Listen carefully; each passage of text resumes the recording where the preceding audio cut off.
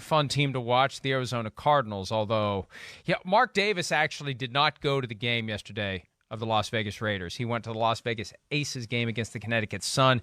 Aces won the WNBA, the first pro sports championship ever for Las Vegas. Davis was there. Probably has no regrets he wasn't at the football game, because even though it looked like things were going well for his Raiders, up 20-0, the Cardinals found their groove. The Cardinals came back and stole the game in overtime, 16 unanswered points in the fourth quarter. That, to me, was probably the most stunning outcome of the day, because the Dolphins were capable of coming back. They've got, you look at them and say, yeah, they could do it if the Ravens give them an opening. I just thought the Cardinals were so down and out after the first game and a half that there was no hope that they'd find the gas pedal, and they did, Miles. Well, they did. And I mean, I've been as critical of Cliff Kingsbury as anybody, but look, he deserves some credit for making sure that the Cardinals stayed the course and were able to come back in that game. And look, Kyler Murray did some crazy Kyler Murray things. I mean, that 1 2-point conversion that they had midway through the fourth quarter, it really kept them in it, where he's just standing back there and, the Raiders are doing their best to cover guys in the end zone on a 2-point conversion. But like, if there's no pass rush to speak of, then like, this is the kind of stuff you're going to get. It's ridiculous how long this takes.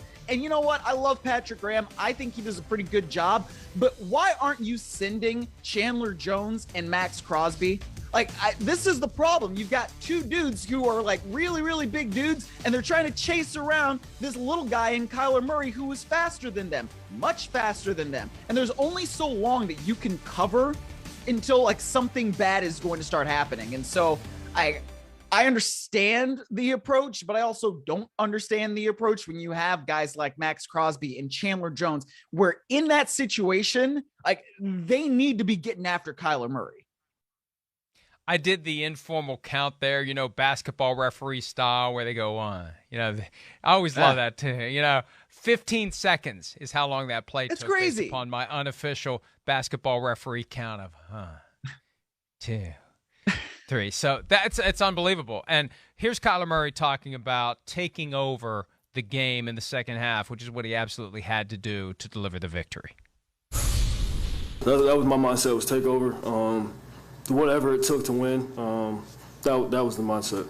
I mean, we know what type of team we are. It's disappointing when we come out and play like that, but we know what type of team we are. When we finish, we fight, and we finish strong today. All that matters really, though, is we got the win. That's all that matters. Apparently, there would be many uncalled 10-second violations if I were a basketball referee, because it was not 15, it was 20.8. So I need to accelerate my cadence for the informal clock. 20.8 seconds on that 2-point conversion. And he was phenomenal. At a time when we were ready to write him off, after the offseason noise about the study clause and how bad they looked against the Chiefs. And that's the thing. We want to lock into a narrative about all teams as quickly as we can, because then we don't have to think anymore for the rest of the season.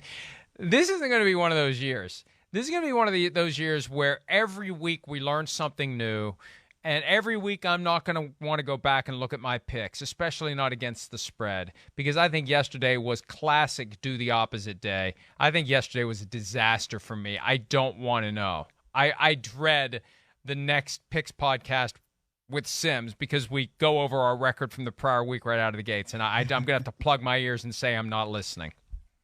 Yeah, that sucks for you, man. I mean, I don't make picks, so I don't really have to worry about that. I need to go back to not making picks.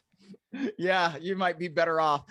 Look, I think that you can't just erase, though, the 6 quarters that the Cardinals had to begin the season. And they were bad, and they were very ugly. And I don't know that you can just erase that just based on what they did against a Raiders team that couldn't finish.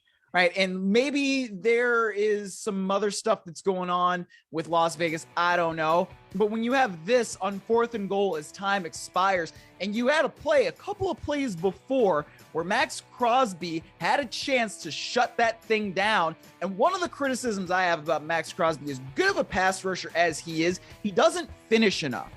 He's a guy that will get to the passer and will affect the passer a lot of times, but then he doesn't get the sacks. And so when it's 4th and 4 and you have that opportunity to pick up the sack and you don't get it, then that's a problem. And then you get to overtime and it looks like the Raiders are going to be able to somehow pull that thing out, and you get Isaiah Simmons on Hunter Renfrow, Clemson on Clemson crime, no relation to Isaiah Simmons right here.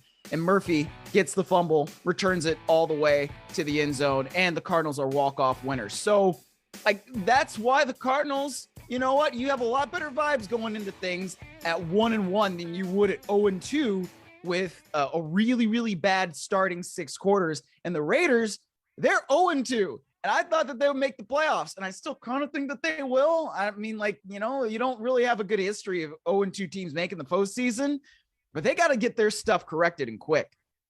Well, and that every stat that we heard about 0-2 teams in the postseason goes out the window when we go to 17 games. It just does.